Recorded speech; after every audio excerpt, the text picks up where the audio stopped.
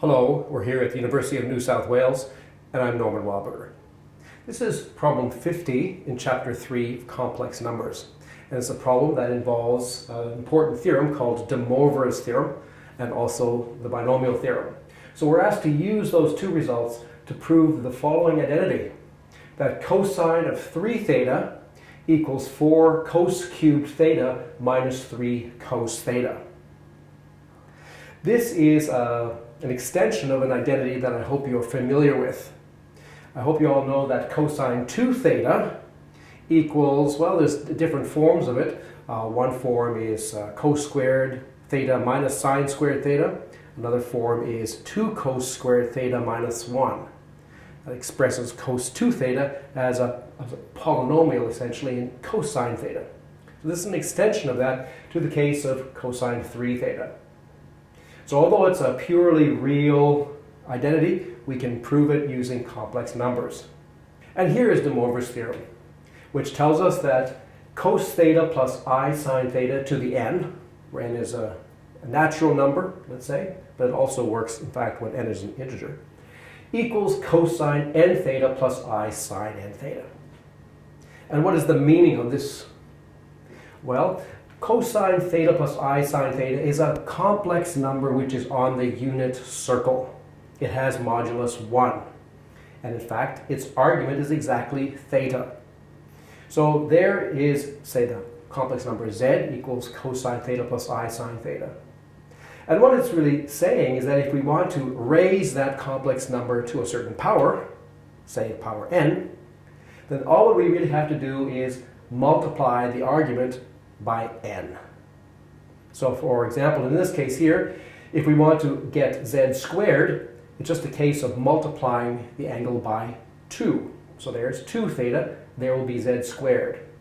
If we want z cubed, we multiply theta by 3 to get z cubed over there.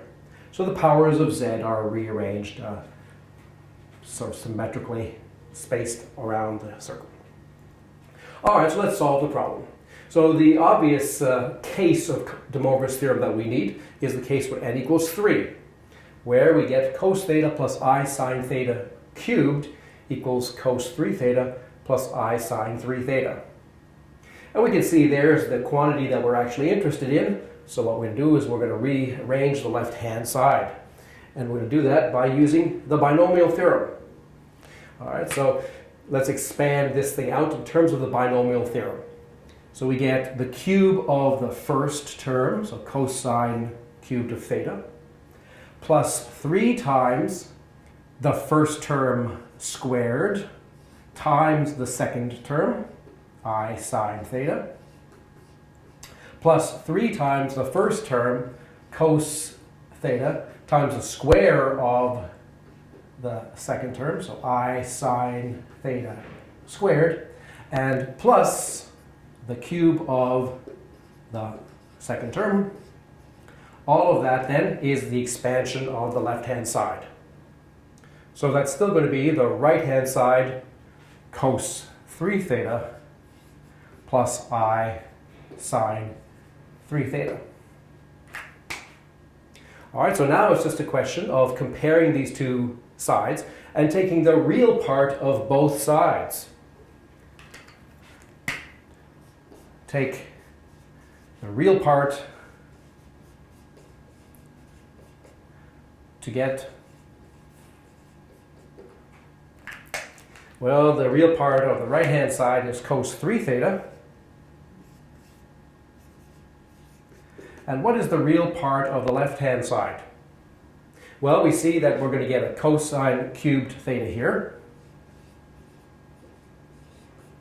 And this second term is going to be an imaginary part because there's an I involved. Here, there's not going to be an I involved when we square this last term because the I squared will be minus 1. So we get minus 3 cos theta times sine squared theta. And this part here, when we cube that, we're going to get another I term, so that's not going to be involved in the real part. So there's an expression for cosine 3 theta in terms of cosine theta and sine theta. But we're asked to find an expression purely involving cosine theta, so we just rewrite this replacing the sine squared theta with 1 minus cos squared theta.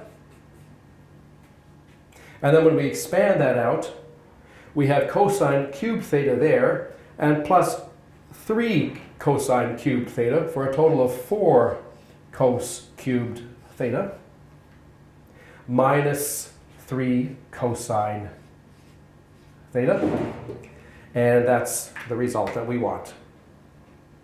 I might just make an additional remark here. It might be interesting for some of you, that there's an interesting family of polynomials which are hidden in this problem. These are called the Chebyshev polynomials, spelt in different ways. Chebyshev polynomials. And they're just the polynomials, so T3 of x is a polynomial that expresses cosine 3 theta as a polynomial in cosine theta. So it will be, in this case, 4x cubed minus 3x. And the second Chebyshev polynomial, which is more familiar, expressing cos 2 theta in terms of cos squared theta, would be 2x squared minus 1. There's a family of these things that goes up in dimension, and they're quite interesting and important for lots of different applications. So we're really meeting the third Chebyshev polynomial in this example.